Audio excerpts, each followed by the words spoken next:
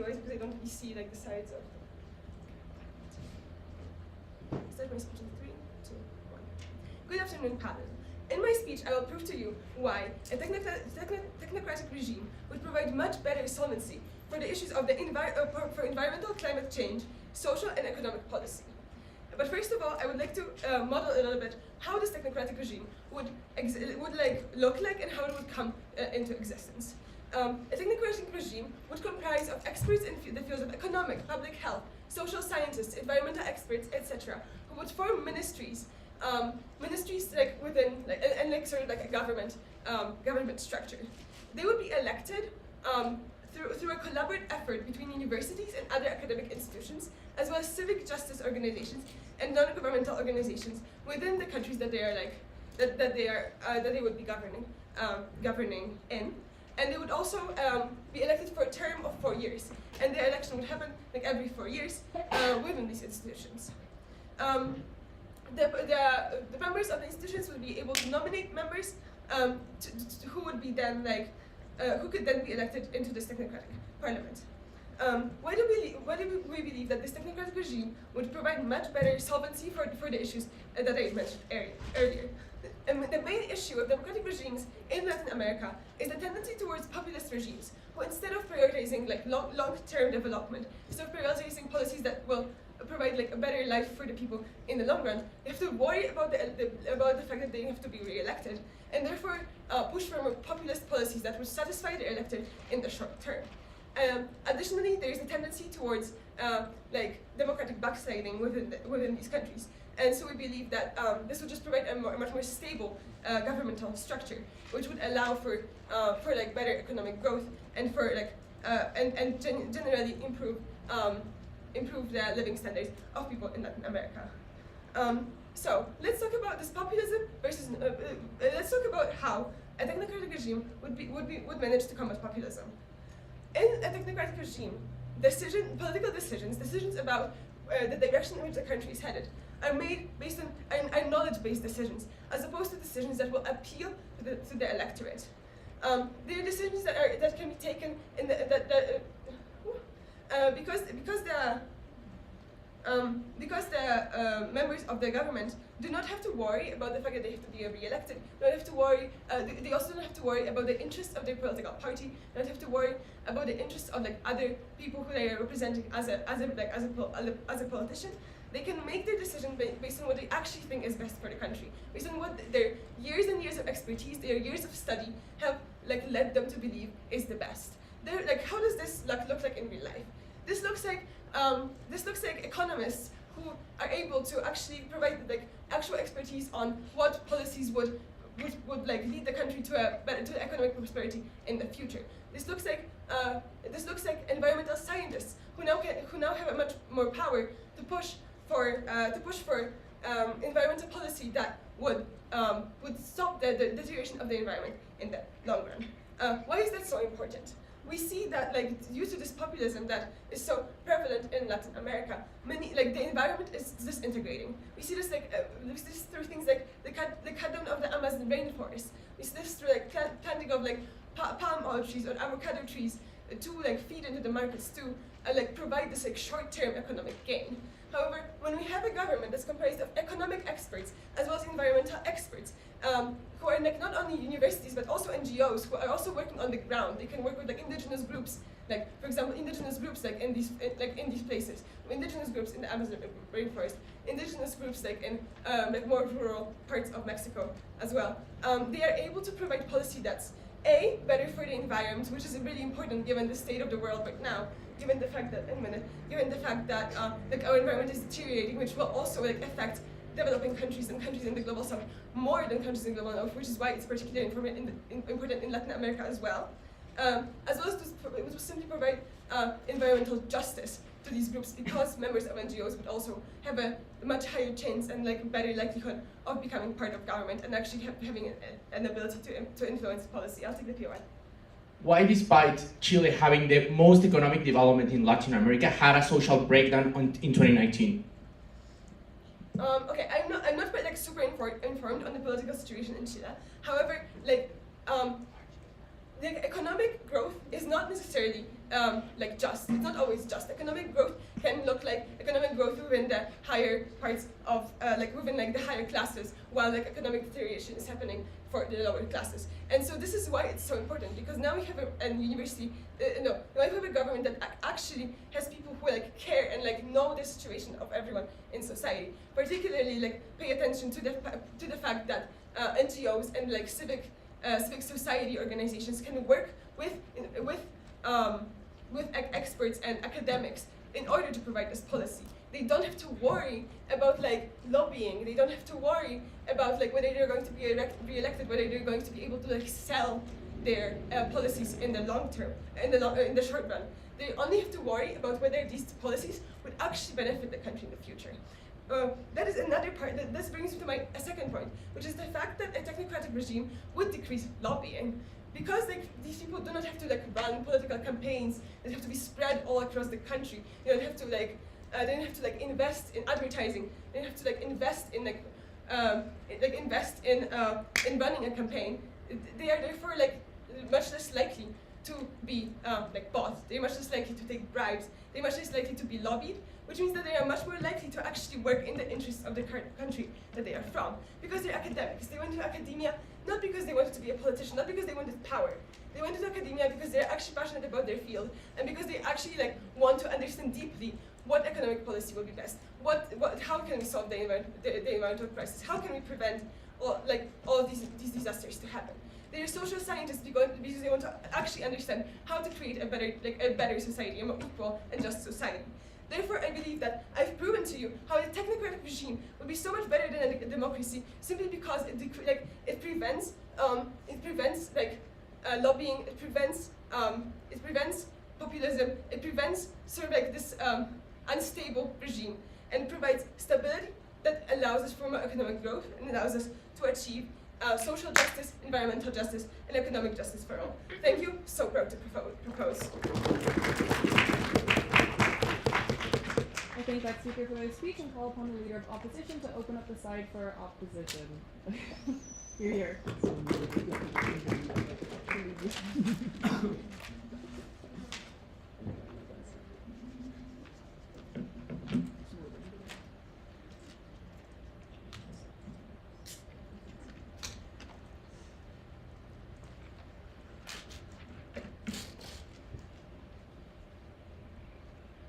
OG wants to come up here and tell you that a technocratic regime will solve issues like climate change and indigenous laws, but we are here to tell you that it does the exact opposite, because it favors the problems of the elite and doesn't include minority voices. First, I bring you lack of accountability. So a technocratic regime is the glorification of science being the objective truth. It essentially views science as like a religion and the only way to run a society.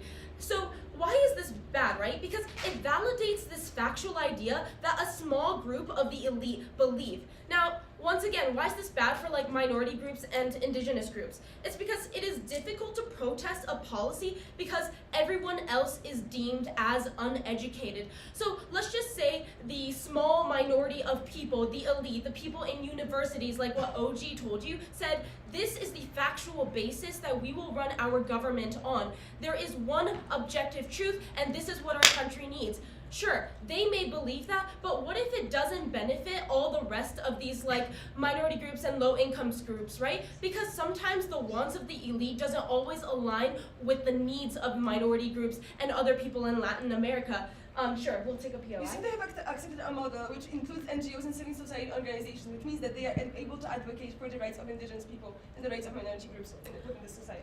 Actually, that's the thing. Once again, like this is like hypothetical and unwarranted. What we see in government mostly is if we take this model of technocratic regimes, most of the time it only includes like educated, like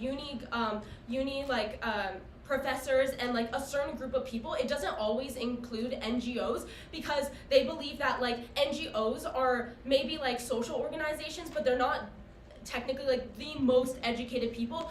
Professors and those kind of people are more prioritized than people like that. So we can see that NGOs are not always included, so you can't warrant that in your case. But two, let's talk about like lack of flexibility when it comes to science, right? we see that scientific research changes pretty rapidly.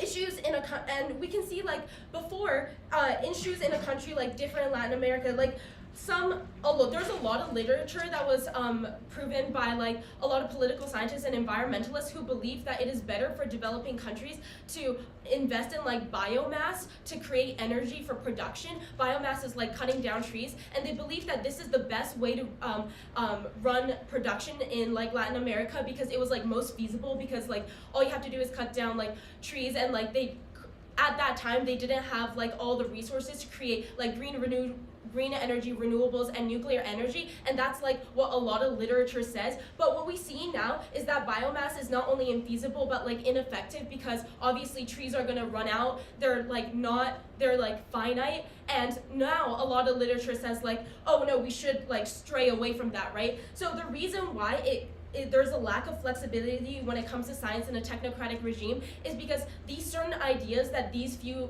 elites say is not always right and can always be changed. But in order for that change to occur, you need people's voices. You need people in like production. You need people in like factories, the people who actually work in these places, and the people who work in like areas of dense forest. To be like, hey, this actually affects our homes, our climate, and this is why we should stay away from biomass. Like, you need that kind of input in order to have political and social change, right? So we can say that because there's a lack of flexibility in science, it's actually worse for climate change and worse for minority groups. Now let's talk about my third point of negative matter. The elite dominate, right? This entire idea of government is about the elite. It will not think about the whole spectrum of people that live in Latin America. It relies on minoritarian rule. So a technocratic regime, I think this is something that like OG didn't really talk about, but it's like a utopian idea, this idea that a society will run freely if it's like only run by these like few elite that know everything. But the reality is that's not the truth, right? Well, it's not like a few people know everything and the rest is wrong. So minoritarian rule is actually really detrimental for these communities because it favors the success of a few sectors. Now I'm going to talk about this. Technocratic regimes usually like favor certain sectors in the economy. Like for example, the tech sector, because they believe like if you put a lot of money into the tech sector, then it will like increase an economy, and that is the only way you should go about increasing the economy, right? But the problem is that then you miss out on a lot of the other sectors in Latin America, like agricultural sectors, dairy sectors, and a lot of the population depend on these sectors for their survival. If these technocratic regimes deem like technology and like engineering as this one solution to solve their economic crises, then you miss out on you divert those funds to those areas which actually hurts the majority of people in Latin America. So we can see that it favors the success of a few sectors they believe is more important. Now I'm going to talk about... Last chance. Sure. Why the minority groups have enough political force to put a candidate into the presidency? Yes, okay, I'm going to address that. The reason why minority groups have that power is because they have voting power, right? The whole idea, if a lot of these minority groups believe that there is a policy that needs to be changed or something that they need to do, they will vote and make sure that they're voting for candidates that actually represent their ideas. In your side of the house, they don't even have the chance to do that because it's only the elite who believe in this certain idea of success. So on our side, we actually have more solvency for that. Now, why is like this idea of democracy and like having a voice in government better? Because a lot of unis and like social justice governments are have majority of like the rich in it, right? Because like rich people have more money to go to like uni, they have more money to go to these private institutions and be deemed as like, okay, you are reliable, which means that it will favor the opinion of the rich, which once again is not good because the rich have like certain ideas of what they want their society to be like, which only hurt minority groups. So what we can see is that on our side of the house, we have more solvency for climate change and we have more solvency for like minority groups expressing their opinions. Thank you.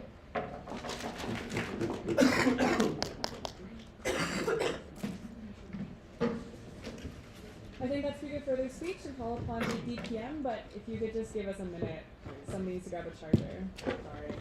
Is there even a port here? Yeah. It's there's one on the thing we're making. Okay, we'll give it. Yeah.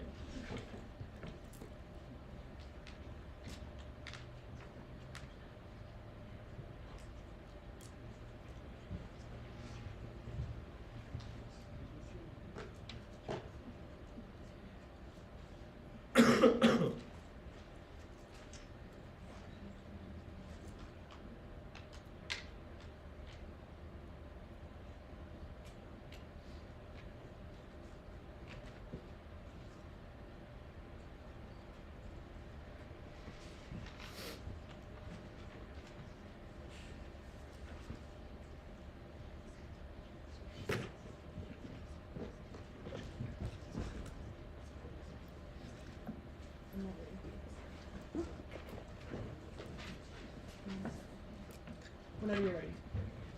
Okay. Apologies for my voice. Good afternoon, panel.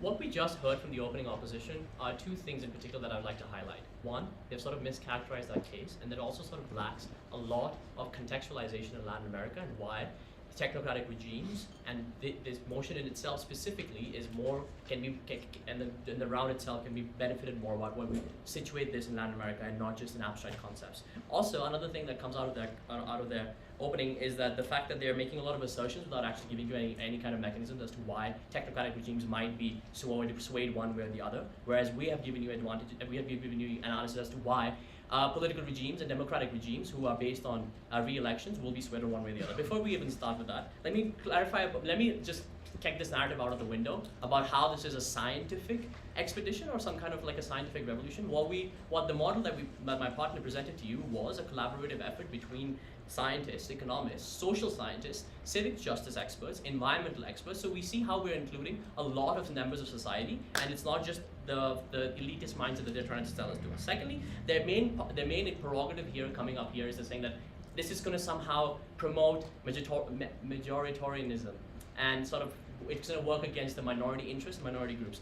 What they fail to see is that that's sort of even worse on their side, if not symmetric, if at best. What they haven't proven to us is why democratic regimes in Latin America have been able to actually provide for these minority groups better than how these technocratic regimes will provide for them. What they've given to you, then the analysis here is that they have voting power. Well, their voting power doesn't actually mean the ability to influence, because what we have seen in a lot of Latin American countries is our populist governments that actually lead to the majoritarian, that tend towards majoritarianism and don't actually listen to the minorities or are not incentivized to do so anyway. I'll take you later on, right? Now let me actually contextualize this in Latin America. What do we see in Latin America right now? And since this is a preferred motion, how can we actually think about running a counterfactual of how these things would not have happened in the first place? Economic crises, biggest one in Venezuela, right? Democratic backsliding, and also the fact that democratic backsliding, yes. Now let's talk about why technocratic regimes, if they were to exist from an early on date, would not have had these things. Firstly, my partner talks to you about how democratic regimes are based on electoral colleges, right? There is a gap between the issues that are relevant to the development and growth of any Latin American country, and between that and also what any democratic election can actually focus on. If you're a party in Latin America, you can't really run on sort of technical fields or technical subjects, or actually things that pertain to the economies or the social justice systems of Latin America. What you can actually run on is something that's very easily comprehensible to the majority population, right? What this does is that it shifts the narrative within any country from that local populace to actually to be disillusioned to thinking about what the most important political issues are. And what is, as a political party, what is in your incentive to have the most important political issues as? The ones that will give the most polarization and ones that will have the most level of weighing to you as opposed to the other party. They're not actually incentivized to focus on things that they actually need. Now, let's talk about how this is also not really happening behind closed doors. My partner gave you a model as to how this will still happen with certain political systems that exist, or rather certain political practices that still exist. We're still talking about open press conferences. We're still talking about things that will be released to the public. So this is not happening behind closed doors. That channels of communication will still exist. Now, secondly, we also talk about, they come here and tell us that this will also lead to some kind of a gap between local experts and people in parliament. We believe that exists more on their side of the wall. Politicians are less incentivized to actually go out to the field and actually talk to people who might come from these minority groups or might come from like very remote areas to actually listen to the experts there. Whereas, because we've given you a model where these people come from these institutions and come from these organizations themselves, they will actually have more communications with the experts on the ground because they value their opinion firstly, because they know that if they are the ones who have been in this area for longer, they as an academic, you have that understanding of they might know more than you. Secondly, as experts themselves, they might be, there's definitely going to be a better channel of communication there as opposed to you talking to a politician and you trying to make a politician understand as to why something needs to happen here and why something doesn't need to happen here. It's much better to do that to a person who actually understands your concerns better. Thirdly, we are also talking about, let's think about the Venezuela example, right? Venezuela ran out of money, or basically people were, the devaluation of their currency, because of the lack of devaluation of their currency, what people were doing were carrying loads and loads and buckets of cash to go to the local sort of bread, to go to the local baker and buy a loaf of bread. Why did that happen? Because after multiple warnings of multiple international organizations, the Venezuelan president, the prime minister at the time, the governor at the time, continued to sort of hold their stance of not devaluing the currency in the first place, right? Because that would have hurt their short-term benefits, and that would have sort of not looked good in the populace in the first place. What we then have on our side of the house is better also in collaboration with international organizations, because a lot of these international organizations, be it the World Trade Organization, the IMF, any of these sort of civic justice or economic collaborations are mostly based on experts, right? They are experts in that field, and that's how they constitute them. Once you have that, and once you have technocratic regimes in Latin America, you automatically open that channel of communication better, and what you then lack is that gap that exists between the two. Before I move on, I'll take closing. If technocrats are right, what usually happens is that they use the monopoly of the state to apply their own will. For example, expropriating mines and breaking unions of workers within Chile on the technocratic government. Thank you. Well, the thing is, what you're failing to understand is that symmetric on both sides. People will have the political will to apply whatever they want to in your side of the world as well. What we're arguing for is, well, at least if they have the political will to apply whatever they want, they might actually know a thing or two better about the politicians that are applying them. That's something that you failed to consider. Moving on. Now, anyway, on these international organizations as well, if you're a political government, a democratic government, you actually might also work against the interests of your own country. We see this in the example of Brazil and the United States, right? Brazil was arguing for agricultural subsidies in the United States, how they had a lot of agricultural subsidies which were harming the Brazilian farmers being able to sort of sell or export cotton into the United States market. And the Brazilian government gave that up in order for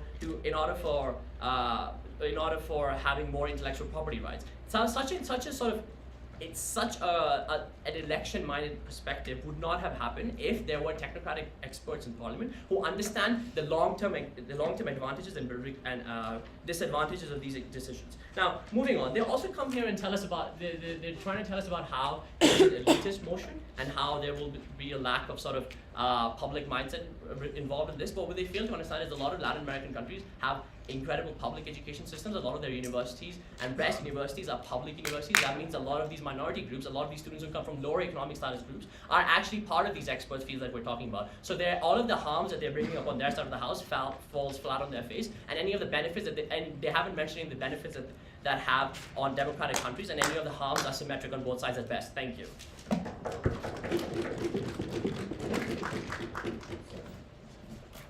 I thank that speaker for their speech and call upon the BLO. You're here.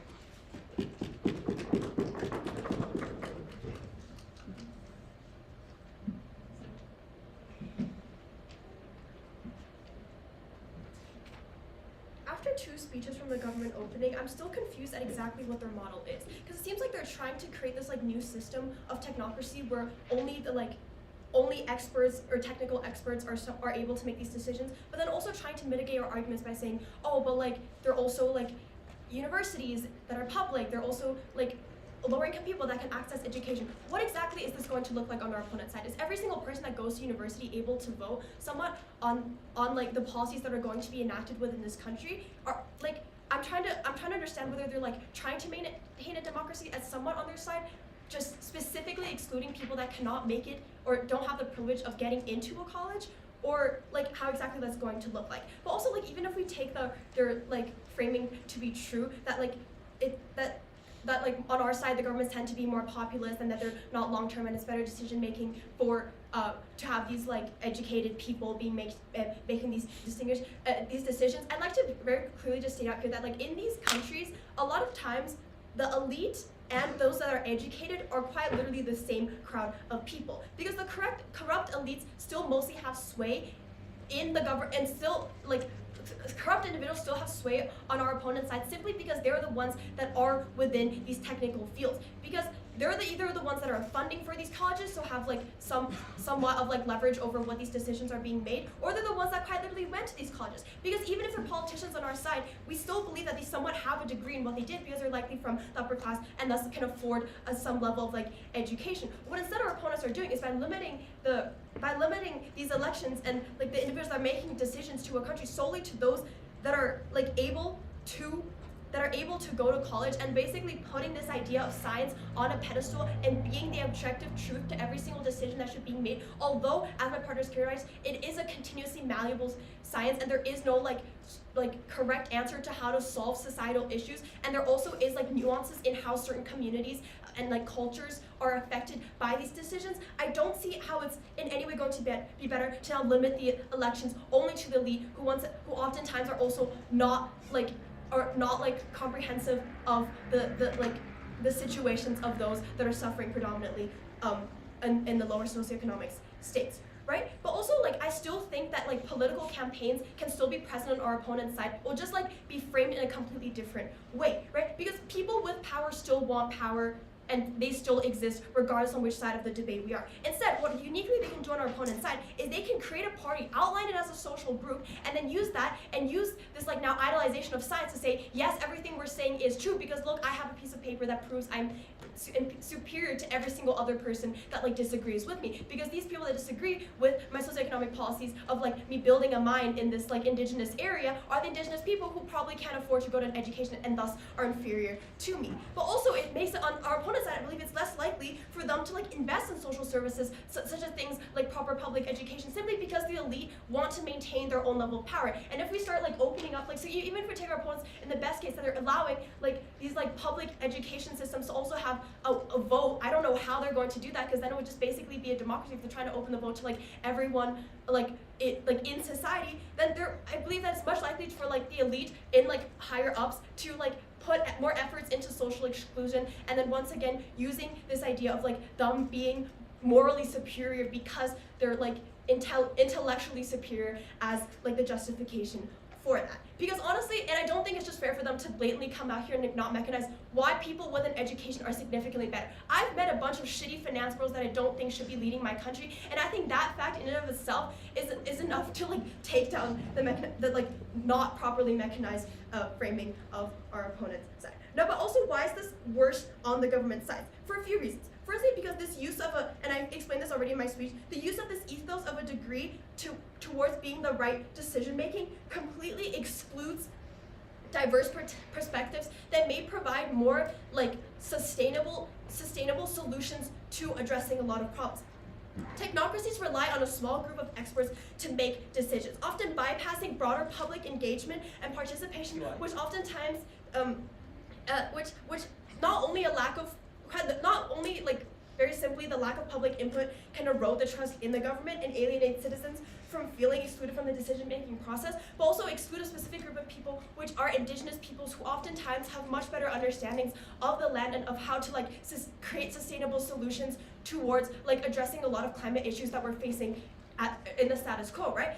Yet they've consistently been like looked past by the scientific field because they've inherently been marginalized by this as being like non-scientific and morally inferior, because they oftentimes root a lot of their ideologies in like spirituality and stuff like that. And this is worse on our opponent's side, I'll take it in a moment, is because it's more short-sighted. Technocratic governments, especially those that are fueled by like people that are in the scientific field and put all of their life into it, is that not only firstly, they're going to be more likely to be overconfident in like assumptions and predictive models and qualitative analysis, especially when it comes to like economic theory, but also they're more likely to go out of their way and take further risks with application of like risky theories, because they look at the way that the current, like all other governments are being run and see that is not different. Here is a very radical theory that I thought of in my little thesis paper in senior year, and we're going to try to apply that. And we see that this is much more likely going to happen on our opponent's side, which then also often like. For time.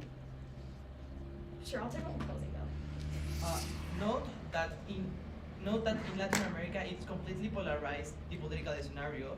The democracy that you are claiming for is only hearing their electoral base, not the other part of the society, so they are not including all parts of the society. Okay, but then even then, I feel like that's going to be much worse on your opponent's side, because now you're quite literally saying that unless you are educated, you are worthy of being listened to, right?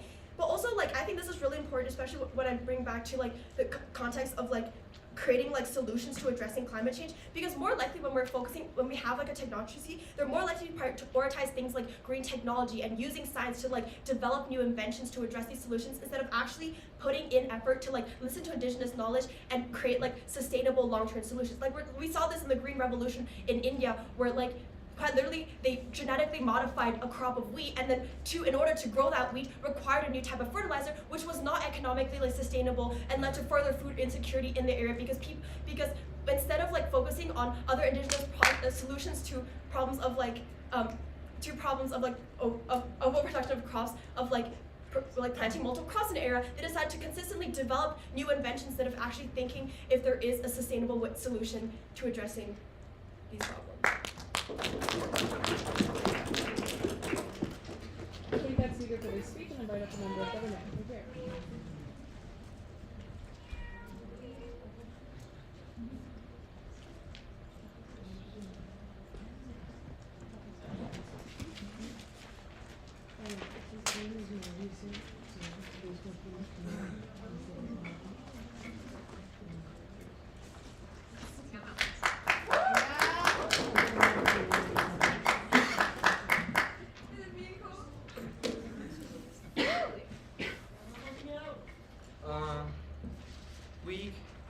Varias dedicatorias. La primera y más importante a Ara por ser mi dupla y por inspirarme a ser mejor todos los días. La siguiente a el equipo de Debate TECSE, al de Prepa y al de Profe porque son mi casita.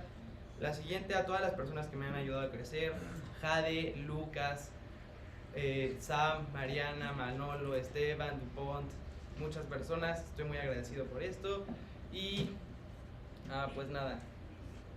Let's do it. Okay. Let me take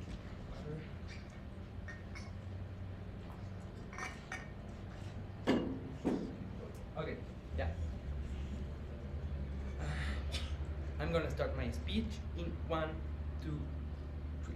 3 quick responses to opening opposition. First, note that in Latin America, the political scenario is completely polarized. Note that in their democracies, as the scenario is polarized, there are no incentives to hear the other part of the society that do not vote for them. So it's something they have to deal with it, and they never do it. Note that also AMLO never heard the Menonitas, which is an indigenous group in the north of Mexico, because they do not have enough political power to be represented for them.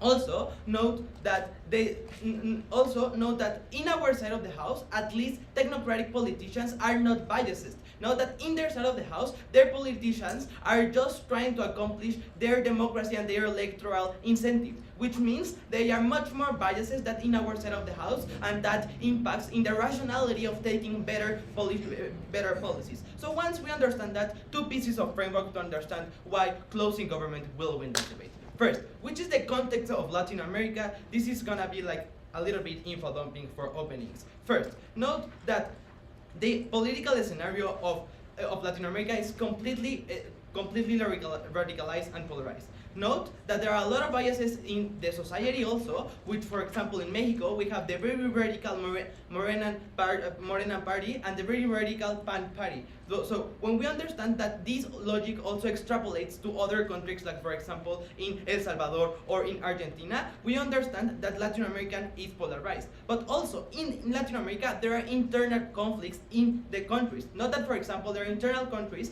in Mexico with the narco, but also in Las FARC with Colombia, but also in El Salvador with Las Maras Salvatrucha. Note that these two things means that it is important to have a correct know-how of negotiation to deal with these problems, as these problems directly impacts to society. When we understand that we have to deal with negotiation, we also need to explain the incentives why in their side of the house there is no incentive to negotiate. First, note that in their side of the house, as the politicians feel that they have the support of at least one half of society, they do not have the incentives to deal with the other part because they are safe in the power right now. So when we understand that, note that in their side of the house, those democracies are not really functional. Not, for example, how Bukele is tackling down, for example, the Senate in El Salvador, but also in Guatemala, the president years ago dissolved the Senate. Note that in their side of the house, because they feel the legitimacy between the legitimacy from the people and do not from the capacities they have to negotiate and to deal with problems, they have the power to tackle down Republican entities that are very important for the representation for the people. Note how, for example, also in their side of the house, politicians do not value, for example, scientific knowledge. But note that is risky. For example, when people support those politicians, AMLO, even as a matter of fact, never used a mask in COVID pandemic, and a lot of people, as they follow him, never used it, and that means that people died because of those stupid acts. I take your POI. Would you say that a college student in Latin America has the same incentives to study social sciences rather than engineering, for example? I don't believe that technocracy really deals with that. Technocracy is just a matter of studying how to deal with problems, because it is not a matter of dealing, because it is a matter of dealing with techniques, dealing with science. It is not a matter of dealing just because you are superior and because you are popular, because that is risky. So once we explain that, let's explain with our first argument how we will, and the second piece of framework is that, for example, the international scenario is that it's moving. For example, the US, one, is not a clear hegemon in the world. China with the BRICS is moving the political scenario. Three, the European Union is uniting with South America, and Russia is trying to invest in Latin America. Note that it is important, the power of negotiation. So the first line of analysis is to deal how, as these politicians do not have any electoral incentives as one mechanism, the second mechanism is that they do not have to answer to the other political parties, and as they don't have a real opposition, they have the incentives to deal with this kind of problems. Note, because this kind of problems, for example, with Colombia dealing with Las FARC, is a very controversial policy. So they do not need to depend on other political parties or on political incentives. When we understand that, we are also claiming that when we deal with the polarization of people, the long-term policies will be better received, and that's the mechanism for making better things into society, which is something that my author never explains, the mechanism of receiving this public policy. So when we understand that also these politicians do not have electoral incentives in such a big degree that in opposition side, we understand that they can deal with this pressure that means these radical and controversial policies. So, for example, dealing with Las FARC or dealing with El Narco in Mexico. So when we understand that, note that policies will be these policies that really attack the vulnerable people in Colombia, for example, or in the south of Mexico. The urgency is in our side of the house, because people is better, because now politicians are not just stopped because political incentives, because they also have the techniques to do it. So once we understand that, I take your POI quickly. There's no correct way to do things like foreign policy. At least politicians on No, it is not a matter of doing correctly, it's a matter of do it. In your side of the house, people is still depending in electoral incentives. In our side of the house, necessarily they don't. So note, the matter of the second analysis is that as they have, for example, better know-how and better know-how and tools to deal with, for example, this new international scenario, because technocrats went to study like Salinas de Gortari to Harvard or to other international universities. They have the know-how of how these international powers, for example, the US and China, want to deal with them. This is important because we have already treaties with them. The thing is that as we never do it with the correct know-how, they have took us in a in a not effective and strategical position. So we are losing more in the treaties that we have with them. But once technological countries and technological governments use their tools and their know-how, we will get into better treaties with those countries, which will impact in the better in the possibilities and in the possibilities of the country, and that impacts on the well-being on the people. So that's why closing government is the clear winner.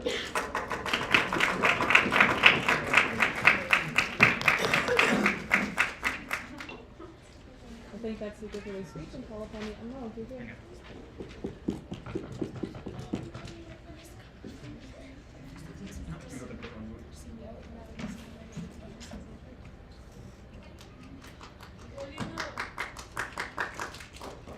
Okay. Three quick acknowledgements before my speech. First, to Naudc for agreeing to debate tournaments back to back with me, and we are doing an amazing job as debate partners, and I am proud of us. Second, to Texem, because it's the debate society that has taught me most of what I know, and it's full of amazing partners and friends. I am very grateful to every one of you. And the last one is to you watching this. The world is a cruel and unfair place, but having you in my life lightens up my day and reminds me that fighting for a freer world is worth it. I'll start in 3, 2, 1. There is a significant problem within the debate on openings, mainly on how sustainable these kind of politics are, and therefore what kind of checks and balances exist either on our world or on theirs. What we're going to prove within this debate is that stability is the most important part on why we would prefer a certain political system or another. We believe that it is significantly worse within the side of government, and we believe that checks and balances are enough within our side, even on imperfect democracies, for people to have their interests represented, or at least not be crushed under the boot of the state. Let's pass with the first point of analysis, that is on social unrest. Why do we believe people will actively oppose to these kind of regimes? 4 mechanizations for this. First is national sovereignty. Notice that we believe, there is no reason to believe that national sovereignty will be the standard, wouldn't be the standard on government formulation, because we believe that countries, for example, like the US or the UK, are forming this way. The problem is that there is a significant breach between the South and the North, which means that basically there is a centralization of things like academia and therefore of knowledge within their side of the house on this type of countries. Therefore, when knowledge is coming from a place, it's not said, oh, it's by a global citizen that proposes these kind of things, but it is said that it is specifically from a person of another nation, because that is how I identify things. It may be xenophobic, but it is a status quo. Second, it is regional memory. Notice that specifically Latin America has been affected to practices not only like colonialism from Spain, but also foreign intervention by the United States. That is, in the formation through public education and the main mechanisms that there are within Latin America, we conceive that other countries, mainly that the ones that have hurt us in the past, are actively trying to influence our own state. That is, our conception of sovereignty, and also who are damaging us and who are saying that how should we behave, is profoundly ingrained within our education and our national identity. Which means that accepting that other people come from other places, because no people will not form in Tecnológico de Monterrey and people will be satisfied by it. If there is a process of competition of who is the best according to open government, then probably people like from Yale, from Harvard, from Oxford, from any other of the universities within the global north are more likely to be presented, and therefore there is more opposition from the population.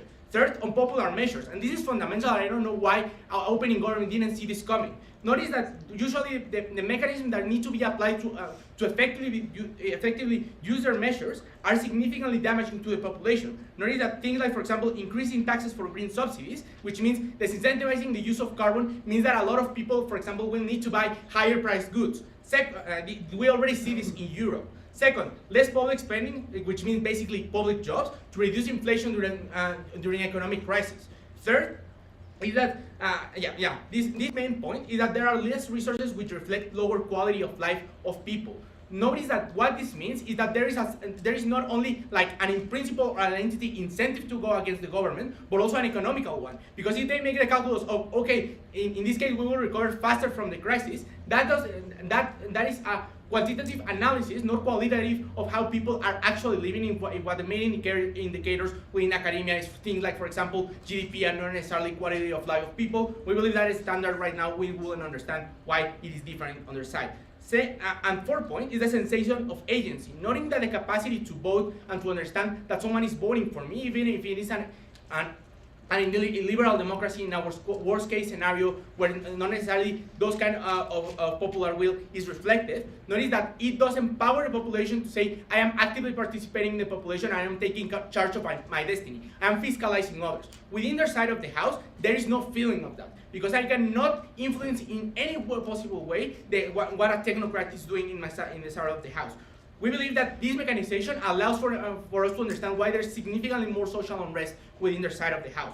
We believe that it is extremely naive that someone with the power of the state wouldn't abuse that kind of power. We believe that there are three possible scenarios in this. First, that we said that as characterized by closing government, we conceive against other type of governments that are not necessarily that respect rule of law. That is, that formations like the Naudc, for example, or other criminal groups like FARC in countries like Colombia are more attractive to the population because they say at least they try to represent my interest and they are not sellouts against foreign intellectuals. But second, and we believe this is the more intuitive one, is that if people are actively unresting, they will probably try to protest. They will actively try to enforce their rights. What is the problem with this? That if we need foreign investment, for example, for more economic growth, and we have people sabotaging, for example, mines or sabotaging different projects because we're expropriating their, for example, their property, that means that there is a high incentive from these academics, either by maintaining their own reputation or directly for saying we need to apply these reforms because if not people will have less quality of life, then it is highly likely that they will use the apparatus of the state to repress these people. We're not saying that we're going to have an authoritarian state, but it is more likely that there will be a abuse of power when we don't have democratic mechanisms to counterweight that. We believe that this is fundamental to understand first why people are significantly worse within their side of the house, and second, why their system, for example, in applying economic policies is less stable than in our side of the house. Opening.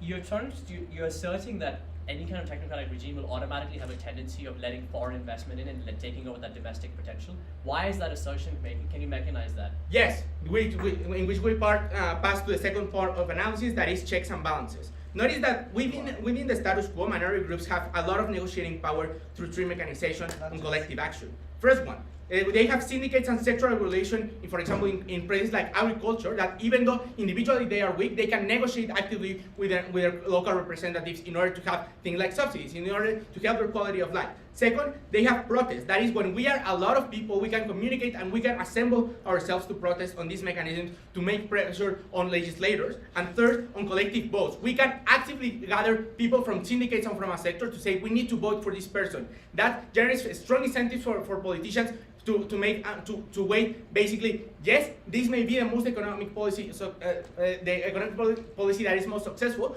but we need to balance it with quality of life of people on how they live their own lives. We believe that lobbying is significantly worse on their side because the state still has the monopoly of regulation, which means that companies, for example, on foreign investment that has a lot of economical capital, that still has a strong incentives to basically buy people by saying, hey, I need subsidies or I need the foreign regulation to protect monopolies, either by securing me a job in further on, or directly because of human greed, because we need more, because we want our families to be better. Because there is less stability and significantly worse quality of life, extremely proud to propose Viva la Libertad.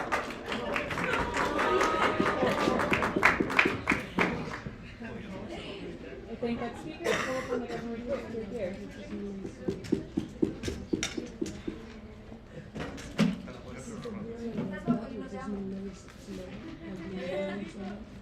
Ok, unas breves dedicatorias en español porque si no nos sale. La primera es a mi familia Texem por darme un lugar en el cual creer que había un sentido de existir en la vida. Los quiero mucho y de verdad son mi casita.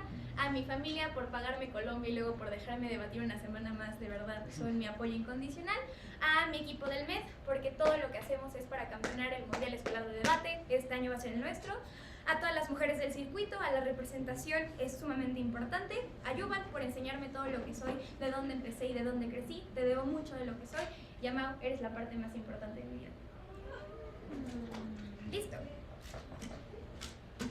I will start my speech in 3, 2, 1. There are lots of problems in the world that justify that the criteria of this debate is to be about the urgency. It's the most important thing to solve in this debate because it's the most impactful thing in all the criteria that people have in their lives. That is to say that when we have incentives to people to change their reality or just the cosmovision that there is something still to change because a new perspective and new paths that we are following, this is the most important thing in this debate. Why this is the only thing that Mauricio has already told us attacks directly in this speech because faster we do things, faster we change the directions that we are following is the most important thing to change that the urgency is the most important thing when people are dying and when people are suffering in all this kind of stuff. I think that the extension of Mao is just positioned alone because he understood that things that, for example, the narco and all these kind of things that doesn't depend on changes directly or incentives of the politician to change is the most important just to having a better direction of attacking this problem that has not been released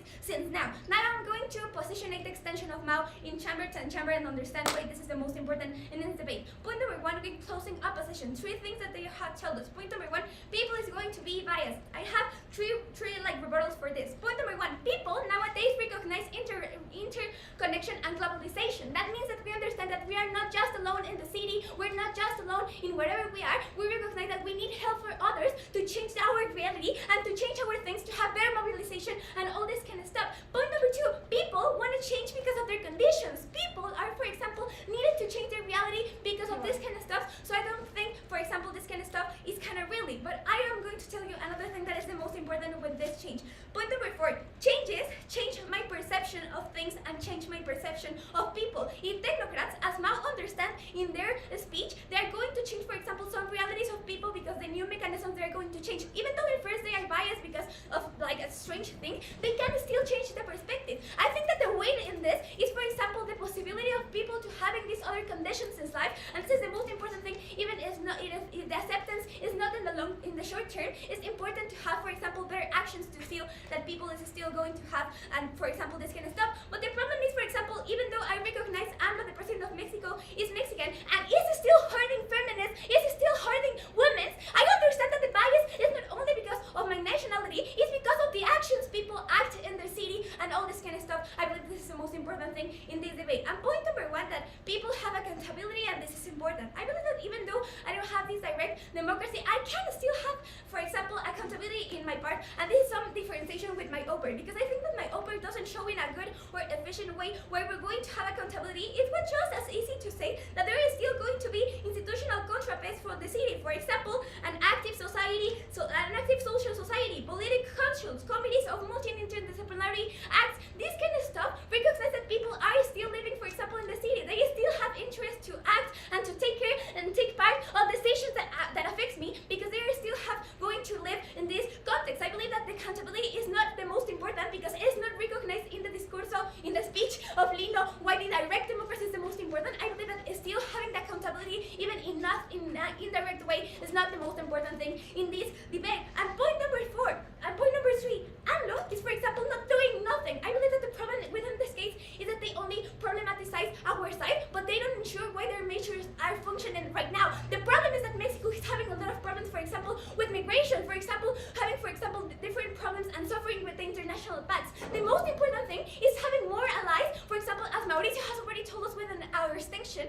that shows that how we're going to contribute to have, for example, less aranceles. That is to say that, for example, the people in Mexico have better opportunities of dealing with their actions, of dealing with the society. I think this is the most important thing because we need to change the reality that is not working right now, and they don't prove why their measures are okay right now to solve all these kind of problems. Then, they are now I am going to say why we are winning directly with opening opposition. They are telling us 3 things. Point number 1, lack of accountability. I believe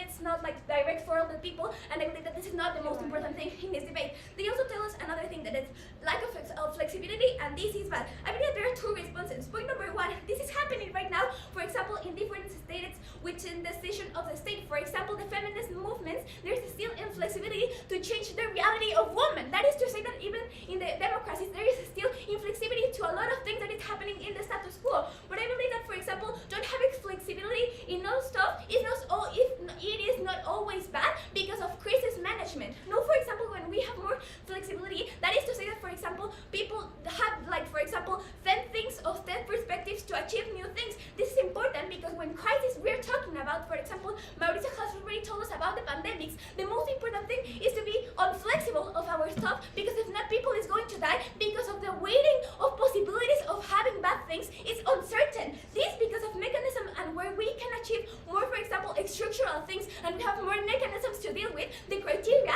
is in, for example, when we have more sensitivity on the actions, and I believe that this is the most important thing in this debate. And the other thing, if not everyone has the power to participate in the government and an electoral process, why would people have the incentive to fight for change, even in our worst case? I am going to tell you, and Mauricio has already told us, because we are thinking we have more mechanisms to change our reality, because there are new perspectives of finding these solutions. And I am going to differentiate with my offer. I believe that my offer shows why the long term is proof, but they didn't explain why people are going to receive these politics in a good way. This because as a criteria of probability, the extension of Mao is winning this criteria, because only with his extension we understand why people want change, why people, for example, values long term, because in the abstract this is not impactful as for us. And the other thing they are telling us is about the climate change. I believe because in terms of probability and because of certainty, this is not important, because climate change depends on a lot of more things, like the opposition says. I believe that the clear extension of Mao and the positioning and the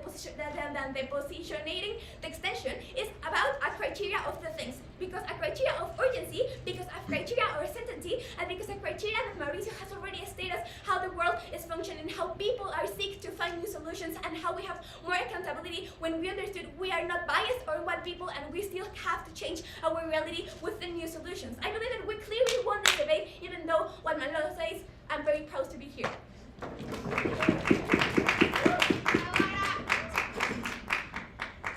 I thank that speaker for their speech and call upon the opposition whip to close off this round of debate. Here.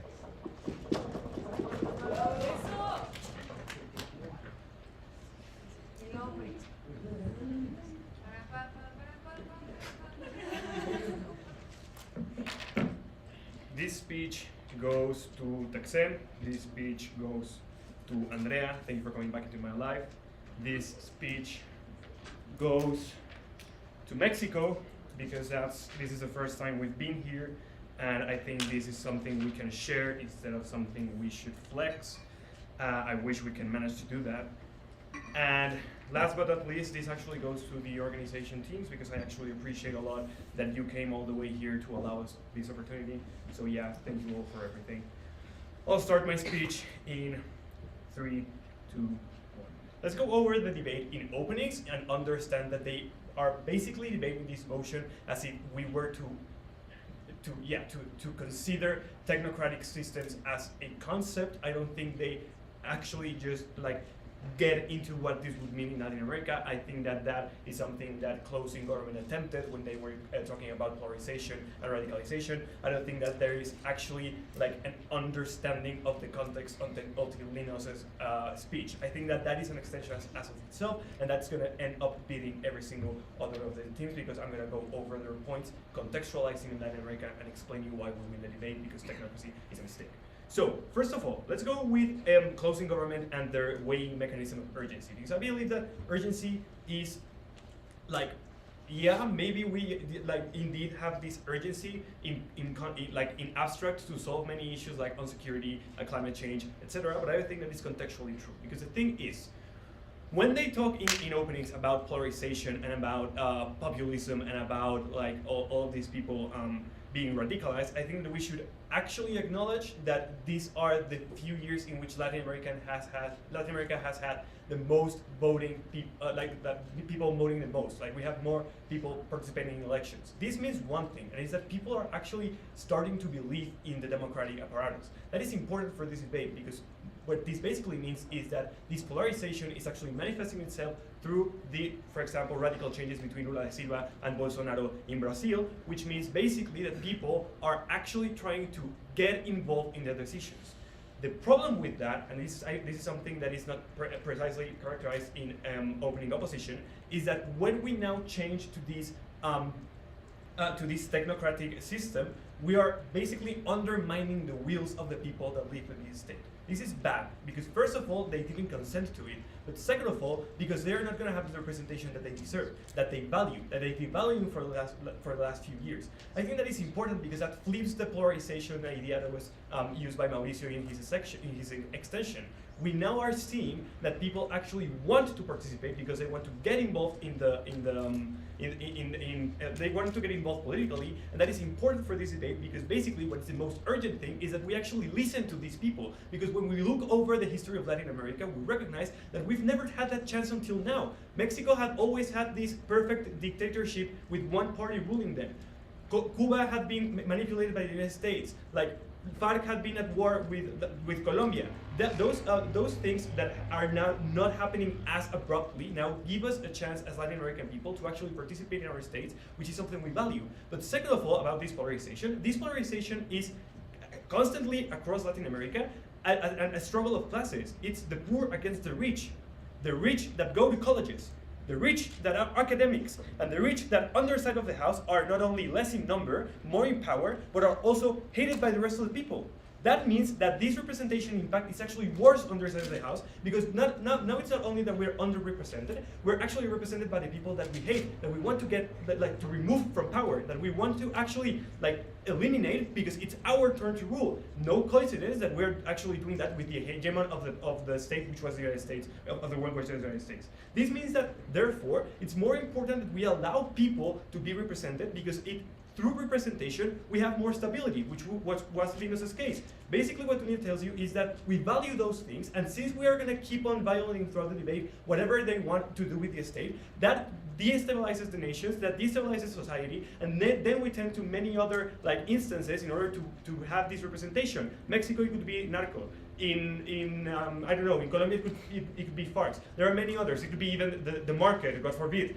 We don't want companies to be ruling us, and we don't want to depend on the representation because our state is not representing us. So basically, if we can prove to you that this representation does not happen on their side, we win this debate, which is what we've been doing throughout the whole debate. Before I do that, tell me. Based on your own analysis as to how the situation in Latin America is ripe for public political participation, aren't we giving them a more guaranteed and definitive path to educate themselves, get involved in the technocratic process, and actually engage in policy making as opposed to just simply clicking a symbol on a voting machine? But I don't get it. How are they gonna be politically participating if there is no democracy? Because that's what we're removing. I cannot participate in your house, in your side of the house, because now I'm only ruled by academics, but I don't have any democratic mechanisms, which deals with their accountability issue, because they say that there are mechanisms for accountability. I can still go on marches on the street and complain about what the government is doing wrong. What incentives does the academic actually have to listen to that? How is that checks and balances in their scenario when they have no need to listen to me? Because not only there are no democratic apparatus on their side, but second of all, they are the smart ones that know what the fuck they're doing, and the rest of the people are fucking morons that we took the right of voting in the first place because they didn't know what they wanted according to opening government's framing. When we consider that, we see that there is no accountability on their side either. Therefore, there is no accountability, we have more stability. Now let's talk about what there is no representation in the end, because I think there's some mechanization that lacks in opening opposition. The reason why it's very unlikely that we're going to have this representation is because in the academia, there are no mechanisms. Actually, before I do that, tell me. AMLO is not a technocrat, and his security policies are still hurting the most vulnerable people, and these policies are supposedly the most representative ever in the world. I don't give a fuck if our governments don't work, because we put them in power. The fact that Andrés Manuel López Obrador won the elections 6 years ago, even if he's a moron and I hate him, is legitimate, and it's representing more people than my academic interests. So I don't care if it doesn't work, because the most important thing is that I feel that I'm being represented. That's something that they don't acknowledge. That's the trade-off that they didn't deal with.